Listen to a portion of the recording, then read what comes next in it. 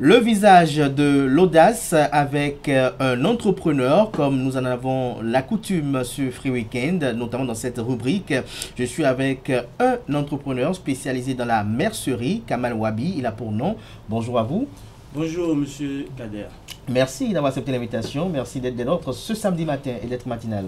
Merci, c'est un plaisir partagé. Plaisir partagé. Merci aussi de nous permettre de pouvoir fouiller un peu dans votre parcours pour éduquer un peu les jeunes esprits. Alors, dites-nous, d'entrée de jeu, Kamal Wabi, vous êtes dans la mercerie depuis combien d'années? Bon, monsieur Kader, à vrai dire, je suis dans la mercerie, ça fait au moins 20 ans. 20 ans. Au moins 20 ans. Au moins 20 ans. Pour rappel à nos amis internautes, lorsqu'on parle de mercerie, c'est tous les ustensiles, non, autant pour moi, tous les matières premières qui rentrent dans la confection d'une tenue. On parle de popeline, on parle de toile tailleur, on parle de gascol, on parle de boutons, on parle de fermeture éclair, c'est ça, hein? Bien sûr, Kader. Alors, j'ai appris que ce commerce-là est un commerce risqué parce que on gagne à peine 10 francs, 15 francs, 25 francs par endroit. Et lorsqu'on est un peu pas très concentré, tout de suite on va à la faillite. Est-ce que vous approuvez cette opinion que j'ai recueillie auprès d'un collègue à vous? Bon, c'est une opinion que je vais dire vraie, mais il faut de l'apprentissage. Comment? Ce métier a besoin d'un apprentissage. Un apprentissage du fait que il faut connaître d'abord ce qu'il faut vendre, il faut apprendre. Pour ma part, j'ai eu un apprentissage, peut-être pas ma maman, qui a initié. Maman était dans le domaine? Maman était dans le domaine, qui a initié son projet de façon archaïque. Ok. Donc, avec le temps, il nous faisait apprendre le métier, il nous faisait montrer ça, c'est le bouton, ça c'est des fermetures, ça c'est ceci, c'est comme ça. Vous avez été à l'école? Bien sûr, j'ai été Donc, à c'est l'école. le retour de l'école que vous allez avec maman pour voir un peu au niveau de sa petite boutique qu'elle avait ouverte alors, comment ça se passait et autres. Oui, comme ça. Et bon, du coup, elle n'avait pas étudié non plus. Donc, nous apportons un peu de ce qu'on a étudié pour pouvoir moderniser un peu, structurer un peu. C'était un peu ça. Mais pourquoi vous n'avez pas décidé, pour vous, qui avez quand même eu l'opportunité de faire l'école, d'aller à l'école, si on peut le dire ainsi, de ne pas dire que vous allez être peut-être employé dans une banque, peut-être ou peut-être employé dans une structure internationale? Pourquoi avoir choisi fructifier ce commerce de moment, le restructurer et y être spécialisé? Bon, j'ai choisi ce commerce de moment parce que je voulais apporter une touche à ce qu'elle faisait, parce que j'avais vu que c'était archaïque en fait, et que je lui disais toujours, ce métier, et il faut l'étendre, il faut le moderniser. Et c'est dans le but de le moderniser que je suis rentré vraiment dans ce domaine. Et comment vous avez fait en rentrant dans ce domaine? Est-ce que vous êtes parti de la marchandise du moment pour pouvoir vous élever, ou vous avez directement créé votre propre business? Non, je ne suis pas parti de la marchandise de moment. J'ai créé d'abord un plan d'affaires. J'ai créé un plan d'affaires qui n'a rien à voir avec le projet de moment. Le plan d'affaires, en fait, consistait... Ça, vous avez appris à l'école, hein? Oui, c'était un plan d'affaires qui consistait quand même à régler, en fait, les problèmes que ces artisans avaient dans leur structure. C'était les couturiers, les brodeurs. Oui, ils avaient vraiment de problèmes à structurer leur entreprise. Et c'est de là qu'a commencé vraiment les débuts. Parce que ils ne savaient pas aussi comment gérer leur fourniture, comment gérer le personnel, comment respecter les rendez-vous. Et tout ça... Là, vous parlez de gestion optimale de gestion optimale de ces artisans-là. C'est vraiment là où ça avait commencé. Dès que j'ai fait l'expérience avec 1, 2, 3 entreprises, ils avaient vu les résultats. Ces résultats-là ont permis quand même à ce qu'ils soient accrochés. Puisqu'ils avaient vu les résultats, ils sont accrochés. Ils ont dit, bon, il faut que tu nous aides. Et c'est comme ça la boutique est née. Parce qu'ils avaient besoin de certains articles, j'avais besoin de certains produits où je devais les fournir.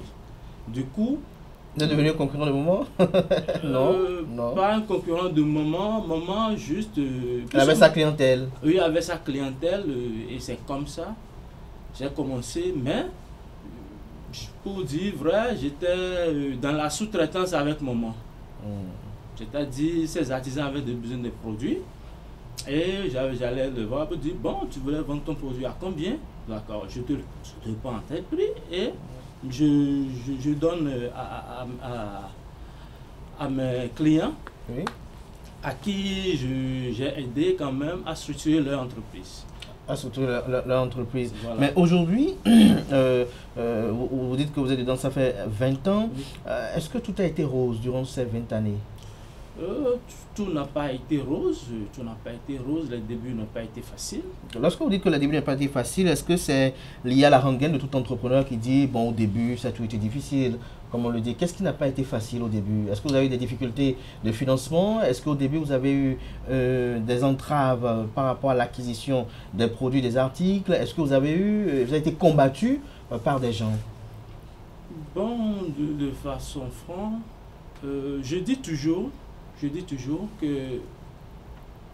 je n'avais pas en réalité besoin de l'argent pour pouvoir développer le projet. Parce que le plan d'affaires était tellement structuré que dès que c'est mis en place, j'allais quand même faire de la sous-traitance. Donc en réalité, je n'avais pas besoin. Sous-traitance comment? Ça dit quoi? Lorsqu'ils vous commandent, vous prenez l'argent, vous allez prendre ce moment, c'est ça? Là, s'il commande, je vais négocier chez maman pour dire voilà, tu veux vendre ton produit à quel prix, moi je le prends à tel prix, je le vends à tel prix. Et c'est comme ça a commencé, doucement.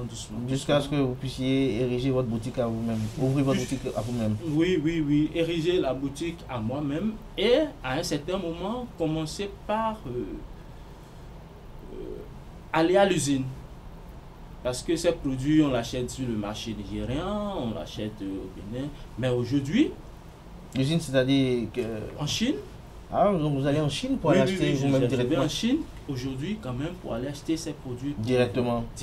Donc c'est ça en fait que je voulais faire comprendre à maman pour dire tu ne pourras pas rester dans ton système archaïque à tourner. Il faut avoir des ambitions. Il faut avoir des ambitions. Il faut aller loin. Il faut aller loin. C'était ça en fait qui m'a vraiment amené dans le domaine. Avant de revenir pour conclure à des conseils, des enseignements à donner à la jeune génération, moi il y a quand même quelque chose qui m'a quand même retenu dans votre cas, qui me paraît plus atypique, c'est que vous êtes en affaire avec votre épouse, la mère de vos enfants, la seule d'ailleurs, si on peut le dire ainsi. Comment vous arrivez à gérer cela? Être en affaire avec votre épouse, c'est-à-dire que, je peux dire, hein, si je peux le dire, puisque c'est votre seule activité, elle sait pratiquement ce qui rentre. Il y a des gens qui estiment que l'épouse ne doit pas savoir ce qui rentre dans une activité. Comment vous arrivez à gérer ça? Bon, toute relation déjà doit se baser sur la franchise. Quand vous n'êtes pas franc avec votre partenaire, c'est biaisé depuis la base.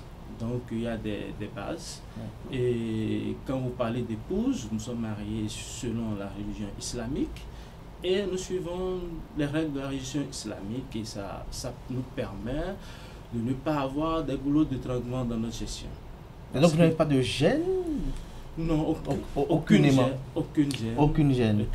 Je vais inviter nos amis internautes quand même à savoir de qui on parle ce matin, puisque avec la complicité de Francis Olafarami et de Nosrine Nike Fatumbi, on a effectué une petite incursion dans cette mercerie qui est située qui est à Cotonou pour un peu nous enquérir un peu du mode de fonctionnement un peu et voir un peu comment l'entreprise est gérée. On suit avec la complicité de Rumao, notamment la régie.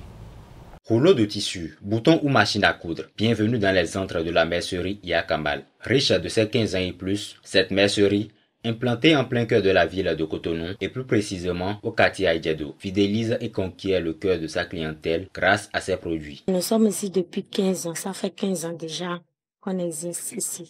On vend les articles de mercerie, les articles de tailleur, on vend les popelines, les visselines, les fils à coudre, les toits tailleurs, les glace-colle, un peu de tout, quoi. Pour ses clients, la mercerie Yakamal est une institution, la propriété même des produits de qualité supérieure. Je commence pas à venir ici, ça fait très longtemps, environ 7 et 8 ans comme ça. Et vous savez que là où il y a toujours bonne qualité, et nous, les couturiers et les couturiers viennent acheter. Et cette qualité de produit, c'est bon. Quand on achète, on travaille avec ça, les clients ne se plaignent pas. C'est pour cela que tu vas voir, il y a l'influence et tout le monde est là à chaque instant pour venir payer. Et le prix aussi est abordable. Tous viennent profiter de ces différents avantages. Entre autres, le rapport qualité-prix. On vend selon le prix qui est sur le marché parce que tu peux aller au marché, tu achètes ça à 1000 francs maintenant, demain ça augmente le prix, ça devient à 1100 francs.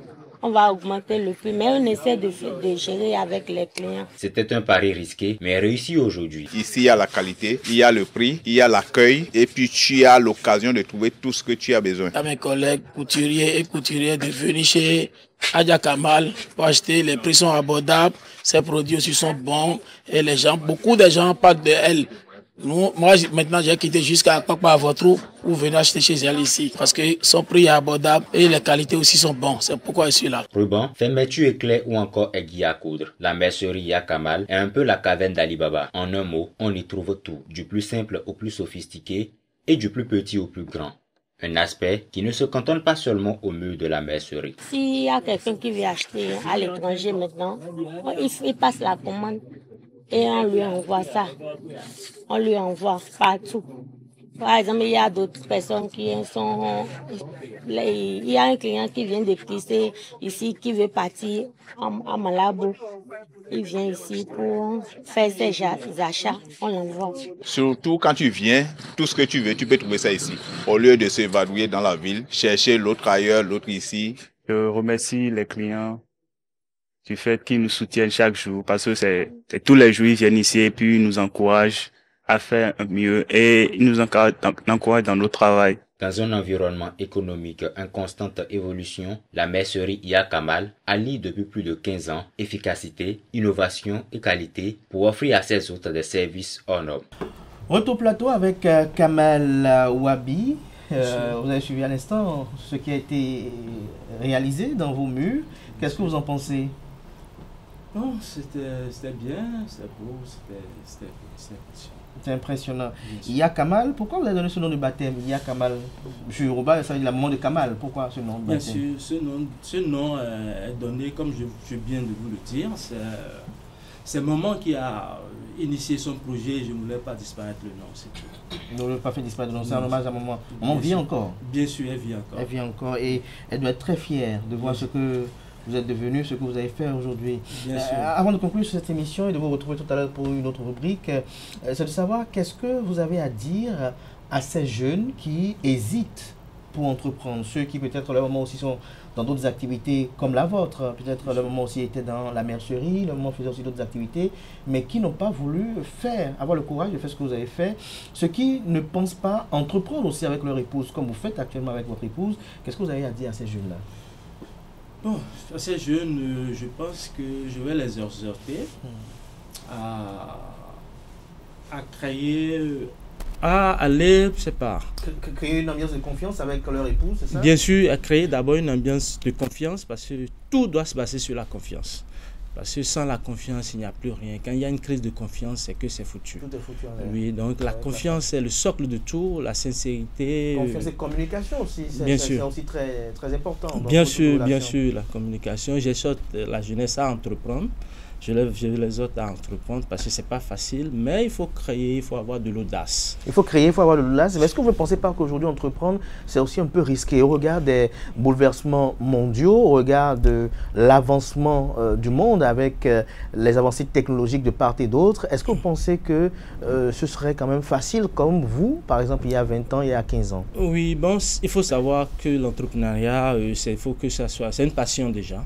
Pour moi, c'est une passion. Ça doit être une passion pour celui qui veut s'y lancer. Oui, c'est une passion. Donc, quand c'est une passion, tu ne sais pas que ça. On ne sent pas les pertes. On ne sent pas les pertes. On ne sent pas les pertes. Bien sûr. On a quand même, juste après vous, Miss Cake, à qui on va quand même poser aussi la même question, peut-être pour voir un peu comment elle s'y est prise. Merci à vous, Kamal Wabi, pour ce moment d'échange et de partage. On va se retrouver tout à l'heure dans la tribune virale pour commenter un peu les relations qui doivent exister entre un homme et une femme. Est-ce qu'il doit y avoir soumission? Merci à vous. Merci on encore. passe à l'instant prestige où, chers amis internautes, on va recevoir Miss Cake et après, pour ce numéro, j'ai deux invités pour l'instant prestige, notamment Miss Cake et Franck Danoumet qui est avec nous ce matin pour nous parler du FGM. Je les reçois avec Atifa Olafa.